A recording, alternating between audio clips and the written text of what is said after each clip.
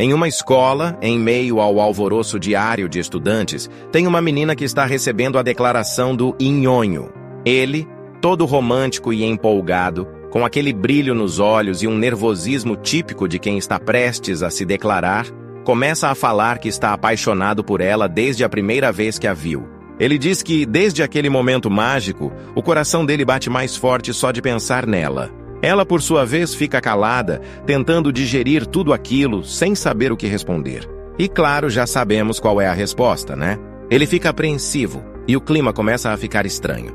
Como se já soubesse que a coisa não ia bem. Mas ele, em um momento de fraqueza, começa a se diminuir, dizendo que sabe que ela não gosta dele. A dica é clara. Se você quer que alguém goste de você, não fique se diminuindo, meu amigo. Ninguém gosta de um coitado. Confiança é tudo! Ela, tentando ser gentil, diz que não é nada disso. Ela fala que ele é legal, gentil e, até se esforçando, diz que ele é bonito. Mas ao falar isso, ela quase se esgaça, tipo, não deu pra sentir muita convicção ali. Ah, o drama adolescente. Ela então solta. É guerreiro, mas não vai dar pra você. Você é maior que isso tudo. Bola pra frente. Poxa, foi duro. Mas pelo menos ela foi sincera, né? Imagina o peso de ter que dizer isso para alguém que está se abrindo de coração. Do lado de fora da escola tem um cara todo bonitão. Provavelmente o galã do rolê, esperando o nosso mortadelo. Ele pergunta o que rolou lá dentro. E o gordinho, com o ânimo lá embaixo, vem todo pra baixo, todo desolado, e o cara, que já deve ter visto esses dramas acontecerem várias vezes, deduz o que aconteceu. Não é como se ele nunca tivesse passado por isso, né? Ele até tenta dar aquele apoio moral, mas parece que não tem muito o que fazer. O leitão, sem muito ânimo, fala que a menina quer focar nos estudos. Mas o amigo, que não é bobo nem nada, já sacou que essa foi só uma desculpinha esfarrapada, até porque ela nem gosta de estudar. Uma análise rápida, feita pelo amigo, e fica claro que o cara não está sendo muito honesto consigo mesmo. Aí, do nada, aparece um bosta mais rápido que o Lula quando vê um imposto! Mas o gordito, em uma postura quase heróica, não muito, mas vai, segura a bola como se não fosse nada. Lá ele vai, como se fosse o dono da rua, mas no fundo fica se perguntando: por que isso sempre acontece comigo? O amigo concorda, é claro, e diz que isso é um mistério, tipo um enigma da vida. O maluco é bom em todos os esportes, calcula todas as calorias dos alimentos na hora de comer, faz mais exercício que o Ramondino e ainda assim continua gordo. Isso sim é um mistério sem solução. Ele pergunta ao amigo se o gordinho já foi no hospital e ele responde que já foi várias vezes, mas sempre a mesma coisa. Os médicos falam que é só genética. Você não tem a genética dos deuses, meu chapa. Então ele chega em casa e olha para a foto dos pais, sabendo que provavelmente não é genética. Afinal, os pais dele são atléticos. A mãe sempre elogiava a beleza dele, todos os dias, sem parar. Se ela tivesse um pingo de vergonha, já teria parado, né? E o pai ele nunca viu pessoalmente porque foi comprar cigarro cedo. Tipo, nem pra dar tchau antes de ir embora. Mas ele já ouviu muitas histórias sobre o pai, que foi um famoso wrestler. O pai, aparentemente, foi o tipo de cara que só passou pelo ringue, mas bateu todos os recordes que existiam. Um verdadeiro ícone no esporte. E, segundo a mãe dele, ele não está acima do peso, apenas os músculos estão escondidos sob a banha. Não, o gordinho não tem culpa. A genética e os músculos enterrados na gordura é que são os vilões da história. A mãe ainda deixa um pratão de salada, uma tentativa de controle, mas ele já vai pro armário procurar um miojo, porque a tentação é mais forte. E é por isso que ele está desse tamanho, né? Ele já desistiu de fazer dieta, porque sempre faz e nunca muda nada no corpo dele. O ciclo da dieta que nunca funciona. Ele começa a abrir tudo o que tem no armário, tipo uma missão de sobrevivência, mas no final das contas, come a saladinha que a mãe deixou e já vai correr, com aquela cara de quem está se forçando a ser saudável. Bichão corre 4 quilômetros sem parar, mas lembra do fora que tomou e começa a correr mais rápido ainda, como se estivesse tentando fugir de seus próprios sentimentos. No final do dia, ele correu 15 quilômetros e já começa a sentir uma dor na lombar. Não é fácil carregar 100 quilos nas costas, né? Ele percebe que está em um lugar que nunca viu antes. Quando vai olhar no Google Maps para tentar entender onde está, uma voz macabra fala: você corre bem rápido e cresceu como um porquinho. O cara não tem 1 minuto de paz. É impressionante. Então aparece um velho misterioso e diz que não se pode enganar a linhagem sanguínea. O velho dá um mega pulo e cai bem na frente do Chupeta. Ele pensou que o velho tinha uns 6 metros de altura olhando de longe. Aí eu também pensei, né? Esse desenhista tá péssimo de perspectiva. O velho fala para ele não se preocupar, que não está ali para devorar ele, e se apresenta como Vovô Mangtre. Ele diz que está ali para lidar com os yokais daquela península, atuando como juiz divino. O gordão da XJ fica sem entender nada. Então, o velho puxa o saco para fora, sem trocadilhos, né? E joga o saco em cima do protagonista, começando a puxá-lo com uma força sobre-humana. Depois de um tempo, ele larga o protagonista no chão como se fosse um pedaço de manteiga derretida. O protagonista fica meio tonto, mas quando abre os olhos, percebe que está em um mundo completamente diferente. O velho fala que este é o mundo dos yokais. Ele pede para o protagonista olhar da esquerda para a direita e confirmar com seus próprios olhos. O moleque, completamente em choque, vê um monte de criaturas esquisitas observando ele. Ele fica sem palavras. O velho explica que no passado, os humanos temiam e consideravam os yokais como deuses. Mas agora, eles são tratados como lendas e mitos. O clã dos yokais existe no mundo inteiro, e uma vez a cada 666 anos, o grande festival é realizado para decidir quem será o próximo rei dos yokais. Vários yokais jovens e talentosos são escolhidos para participar. E há 666 anos, um yokai virou rei. A realeza dos yokais está em jogo. Mas o Mau Mau interrompe o velho e diz que já entendeu tudo, mas por que ele está ali? O velho, com um sorriso enigmático, explica que cada clã de yokai seleciona pelo menos um membro, incluindo o mundo yokai e o mundo humano. E o Panceta é o último que herdou a linhagem dos goblins. Na verdade, ele tem só uma leve mistura, porque é da 6ª ou 7ª geração. O protagonista fica lá, tentando processar tudo, quando do nada um bicho gigante cai do céu, bem na frente do Kung Fu Panda. O velho fala para ele fazer pelo menos um teste antes de decidir. E aí aparece o meu ovo esquerdo, querendo descer a porrada no protagonista. O velho diz que se ele vencer, pode devorar o protagonista. O bicho está maluco para comer ele, porque já faz 666 anos que não come humanos. O bicho vai correndo para cima do protagonista e dá uma bicuda na barriga dele, fazendo o cara voar 1 quilômetro de distância, explodir na parede e, por incrível que pareça, continuar vivo. Se isso já não é prova suficiente de que ele é um goblin, não sei o que mais pode ser. O velho diz para ele provar se quer viver mesmo. O bicho não dá trégua e já o arremessa no chão, igual um saco de batata. Ele já começa a vomitar, que nojo. Mas o cabeça de ovo fala que ele é durão por aguentar tantos golpes assim. Ele fica animado e vai dar um amasso no bicho, jogando-o no chão. Quando todo mundo acha que a luta acabou, aparece o protagonista segurando a mão gigante do cabeça de ovo. O velho fica surpreso, mas explicam que os goblins possuem habilidades ilimitadas. Aí mostra o protagonista todo musculoso, segurando a mão gigante do bicho. Eu queria ver ele gordinho, overpowered, mas me decepcionaram um pouco. Falam que os goblins aprendem habilidades sem sequer serem ensinados, porque seus talentos estão cravados no DNA. Ele então se prepara para dar um golpe de wrestler no gigante e arrebenta a coluna dele no chão, destruindo tudo ao redor. E assim, só o protagonista fica de pé. Choi Si-woo, 17 anos, raça, meio goblin, despertar concluído. No dia seguinte, o protagonista está em um café contando tudo para o amigo dele. Porém, ele está tão perdido que começa a achar que tudo o que aconteceu foi apenas um sonho. Eu não entendo esses caras de mangá. Eles veem o capeta praticamente sugando a alma deles e quando acordam acham que foi tudo um sonho? Mas enfim, o amigo dele acha tudo isso muito legal e está super empolgado, dizendo que se divertiu bastante. Fala que não foi nada legal. Ele foi espancado o tempo inteiro, só conseguiu lançar o monstro uma vez no chão, e isso não é motivo para comemorar. O amigo do X-Bacon, todo cheio de empolgação, fala: "Ué, ninguém é espancado no próprio sonho." E olha, até que tem razão.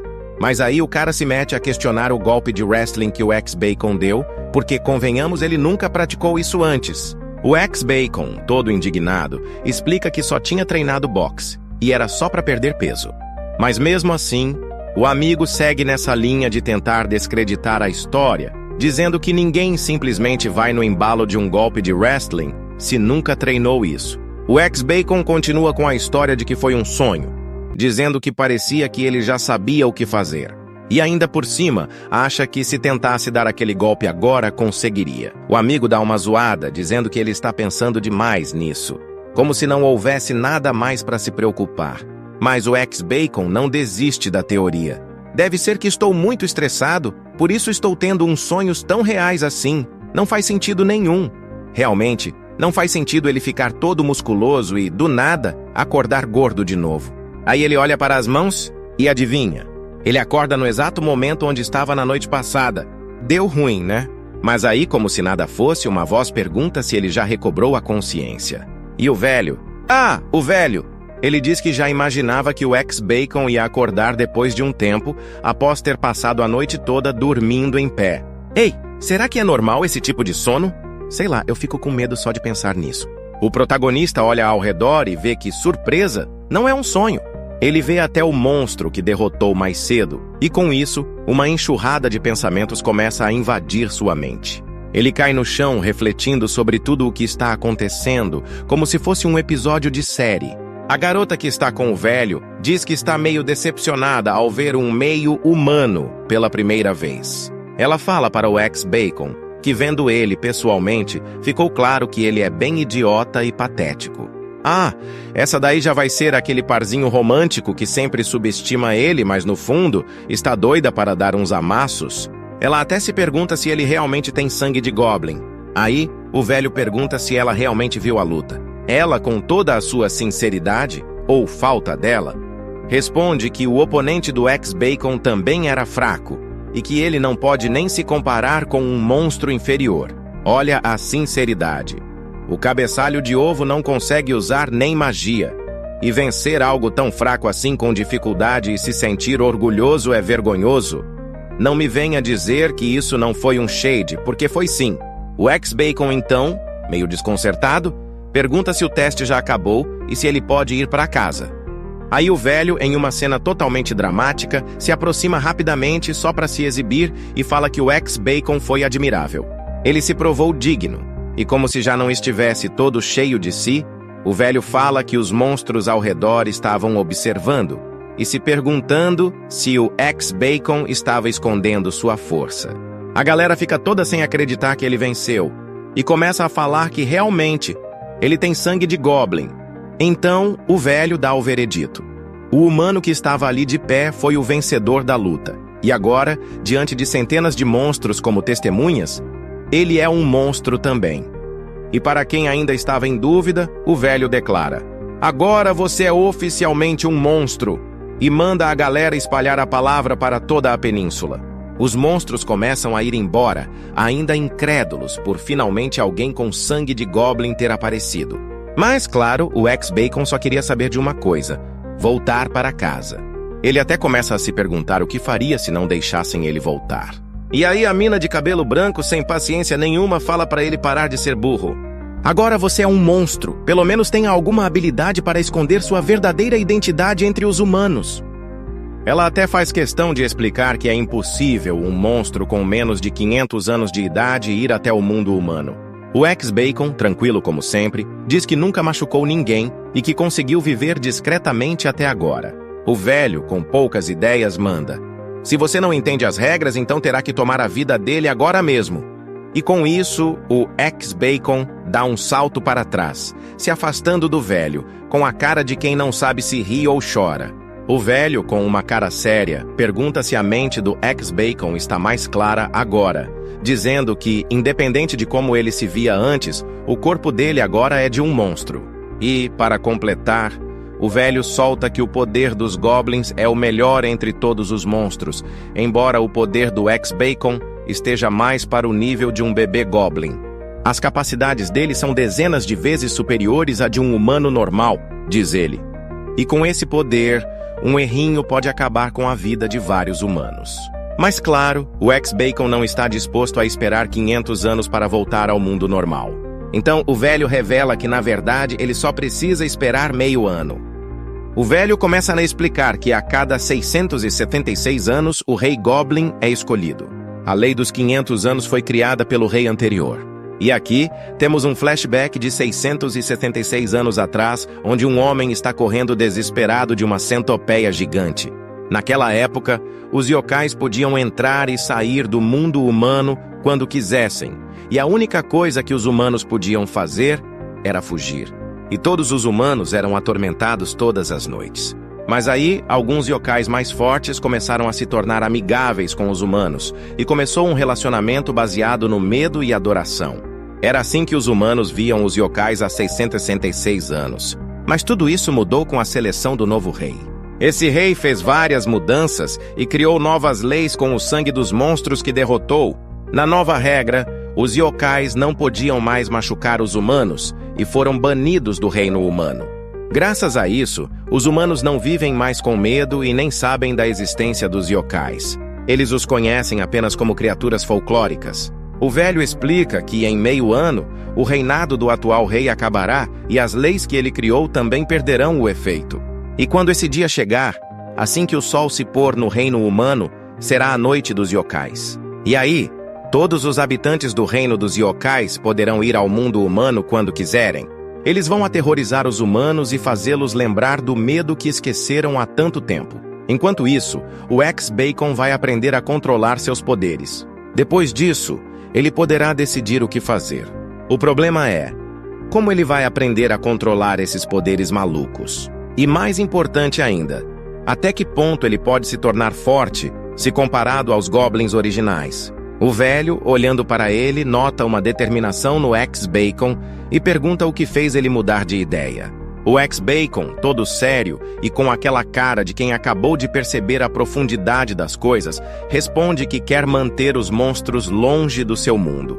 Ele percebeu que, para proteger as pessoas que ama, ele precisa ficar forte. O velho, com uma expressão de quem acabou de descobrir que o ex-Bacon está começando a entender o jogo, diz que o sangue que ele tem no corpo é muito forte. Ele não garante que o ex-Bacon vai ficar tão forte quanto um goblin de sangue puro, mas se ele alcançar pelo menos metade do poder de um, então não vai haver monstro nenhum capaz de derrotá-lo. O velho ainda solta uma frase épica. É improvável, mas, só por via das dúvidas, se você for capaz de vencer a cerimônia e se tornar o rei, poderá escrever as leis como bem entender. Isso mesmo. Vai escrever as regras do rolê. Mas aí a menina raposa, do nada, corta o clima falando que por mais que o ex-Bacon tenha sangue de goblin, alguém como ele nunca sobreviveria ao ritual. O velho, como se estivesse num daqueles momentos épicos de anime, manda ela se apresentar. O nome dela é Seowa. E adivinhem, ela vai ser a representante do povo dela na cerimônia. Ela pergunta o nome do ex-Bacon, mas nem parece interessada, só falando que não quer ver ele de novo. Ela diz que se decepcionou só de ter ido conhecê-lo. Bem, dá para perceber que ela está jogando charme. Ou não. Eu diria que ela só não sabe pedir o que quer ainda, mas tudo bem. Ela ainda ameaça, dizendo que se ele continuar falando essas coisas sem sentido sobre vencer a cerimônia, vai acabar deixando ela irritada. Não sei vocês, mas esse papo de não me irrita é clássico, né? O velho, com aquele jeitinho dele, fala que a Seowa quer visitar o reino humano, mas que está atrás do ex-Bacon para ser avaliada para a cerimônia.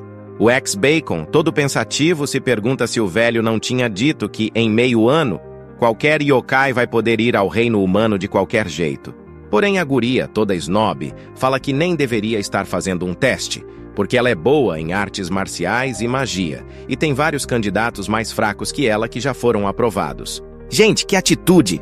Ela não perde a oportunidade de se achar a última bolacha do pacote, né? O velho, com a paciência de um monge, responde que está muito ocupado indo até o reino dos humanos, e por isso está sem tempo de avaliar ela. Mas a Seowa acha que isso é só uma desculpa para o velho ignorar ela. O velho, como se tivesse lido os pensamentos dela, diz que não é verdade, pois ele a chamou ali, e que não tem motivo para ceder aos caprichos dela em um momento tão importante como o que está vivendo agora. Ah, o velho é mais esperto do que parece. Ele então revela que esse é o momento exato para saber como ela vai se comportar com os humanos. Como o ex-Bacon é originalmente humano, ela vai ter um mês para ensiná-lo a ser um yokai e usar seus poderes. Se ele tiver uma evolução legal durante esse tempo, o velho vai aprovar os dois para a cerimônia. A Seowa, claro, fica bolada com a ideia de ter que ensinar um panaca, como o ex-Bacon. E lá vai ela reclamando porque o que mais ela sabe fazer é falar mal de todo mundo. O velho, sem perder a compostura, diz que se ela não quiser, é só ficar quietinha até o momento da cerimônia. E aí, ela vai sair atrasada por alguns meses. Ih, minha filha, vai querer ou não? O velho não está para brincadeira.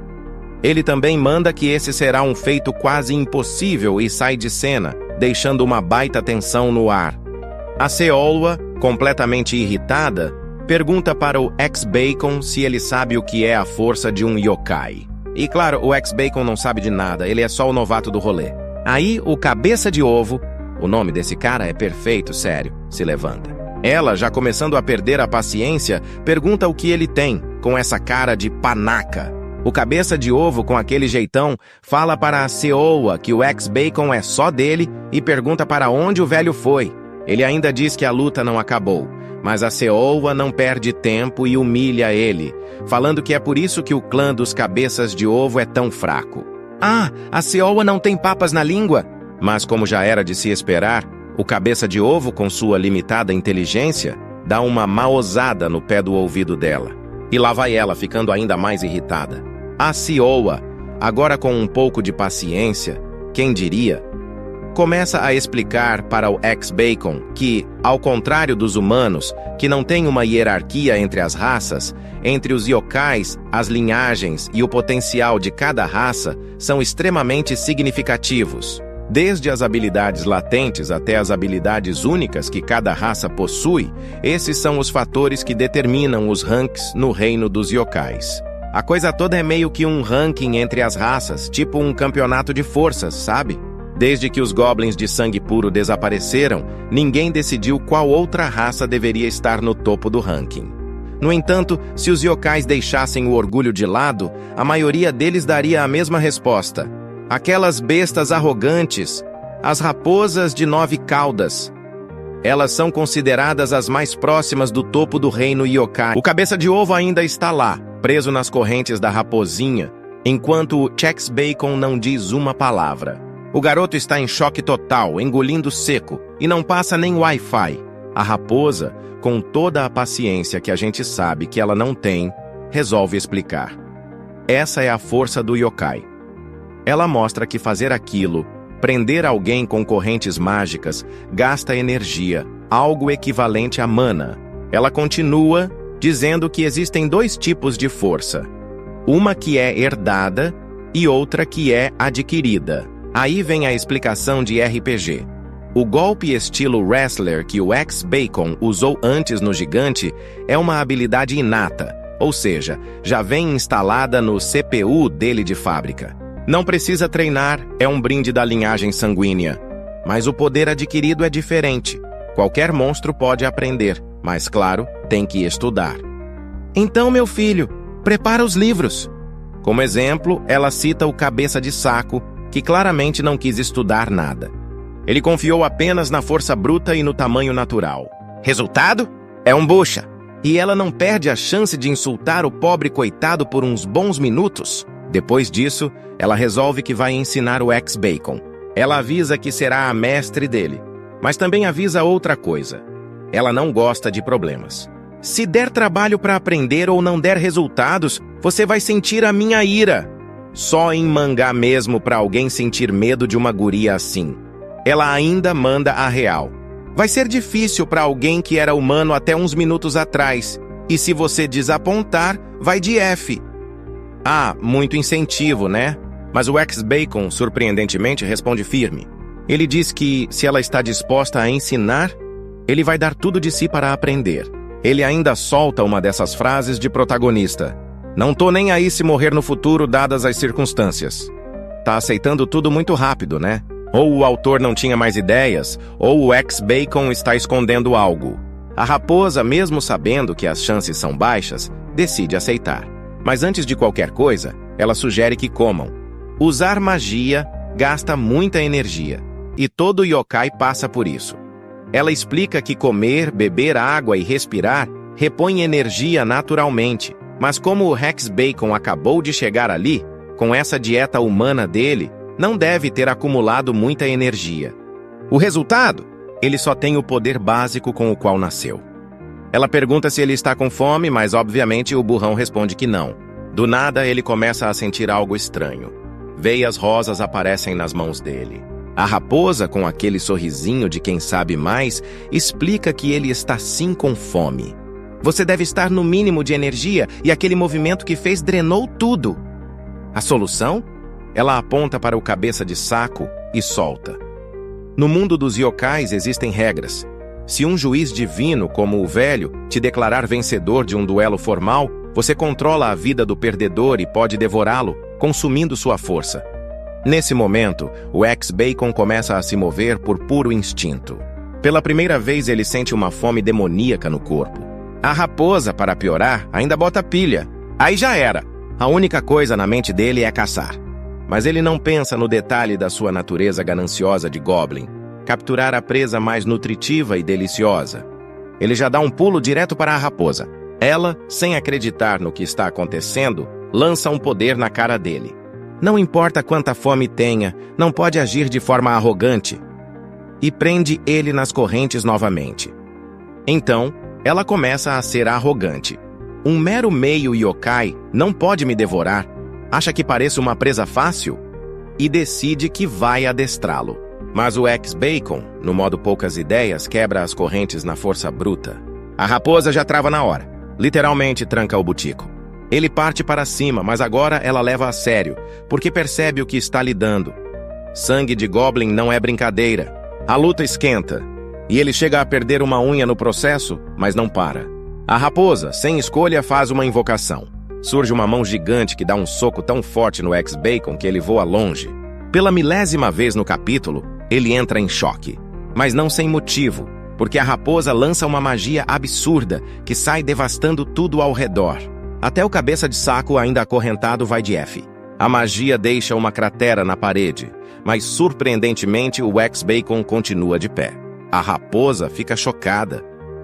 Como ele ainda está de pé? Mesmo sendo recém-despertado, ele resiste. No entanto, o ex-Bacon começa a passar por outra transformação. Agora, ele está com um chifre. E olha, tenho que admitir, ficou estiloso. Mesmo entre os Goblins, poucos são escolhidos para despertar uma habilidade única. O ex-Bacon quebra o próprio chifre com as mãos e ele se transforma numa espécie de espada de energia. A raposa começa a suar frio. E não foi só na testa, hein? Ela percebe que essa é a força única dos Goblins. A raposinha, para quem ainda duvida, é um gênio entre os yokais. Ela cultivou suas 9 caudas antes de completar 100 anos, algo raríssimo que só acontece com um talento a cada 1000 anos no mundo dos yokais. Com essa bagagem, ela sabe o que está por vir. Mas mesmo com toda essa experiência, lá está o ex-Bacon, com seu porrete Goblin pronto para a ação. E ela sente algo que nunca sentiu antes: medo. Apesar de saber que, em teoria, é impossível perder na força bruta, a pressão que o ex-Bacon emana é assustadora.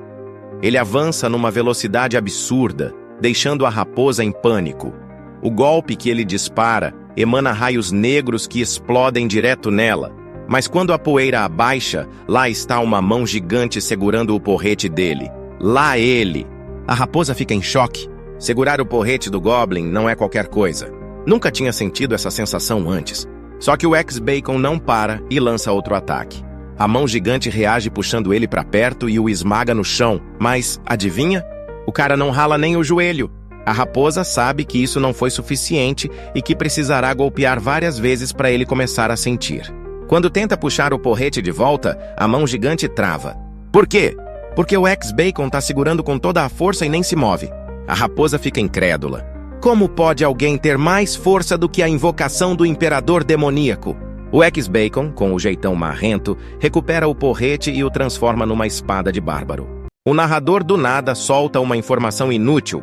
No passado, quando os Goblins dominavam o reino dos yokais, esse porrete era chamado de uma arma que podia se tornar qualquer coisa. Nossa, que criativo! Uau! Sem perder tempo, o ex-Bacon quebra o braço gigante com a espada. A raposinha, completamente sem rumo, invoca outro braço. Mas agora o ex-Bacon está em posição de ataque com 4.100 de poder. Tô zoando, garai! A raposa tenta o estilo Gatling Gun. É, tipo Luffy. Mas o ex-Bacon defende tudo com facilidade. Ela começa a ficar sem jeito. Como assim não tá conseguindo derrotar nenhum meio Goblin? Nesse momento, ela finalmente entende por que os Goblins eram os reis do pedaço. Se um híbrido recém-despertado já é assim, imagina um Goblin completo. Só que ela nota que a energia dele está acabando e é questão de tempo até ele cair. Ainda assim, ela resolve acabar logo com a luta. Invoca 3 caudas, pensa melhor e invoca 5. Mas o ex-Bacon, no melhor estilo nem ligo, pula pra cima dela feito um louco. A raposa admite que faz tempo que não enfrenta alguém assim e decide invocar metade do corpo do grande imperador demoníaco. O ex-Bacon avança balançando sua espada, mas o imperador contra-ataca. A pancada cria uma pequena explosão jogando o ex-Bacon pra longe, voando que nem uma bosta. A luta finalmente chega ao fim, com a raposa de pé e o protagonista caído no chão sem conseguir se mexer. Ela olha pra ele e diz: "Você vai morrer em breve. A culpa é sua por ter lutado até o limite." Ah, e ela solta outra revelação. Aquele velho juiz divino é avô dela. Plot twist básico. Ela até comenta que vai levar um sermão daqueles. Mas aí o ex-Bacon começa a chorar. Isso mesmo. O cara quebrou braços gigantes, lutou com o imperador demoníaco e agora tá chorando. A raposa fica com pena. Pra salvar ele, ela usa uma magia que o levanta. E então do nada tasca um beijo nele. Sabia que ela tava querendo. Só que ele até baba. Que nojo, cara. E ela, depois de suspirar e parecer que gostou, explica: "Isso foi só pra te dar um pouco de energia pra não morrer aqui. Mas já deixa claro, quer que ele retribua esse favor um dia." Cobradora, né?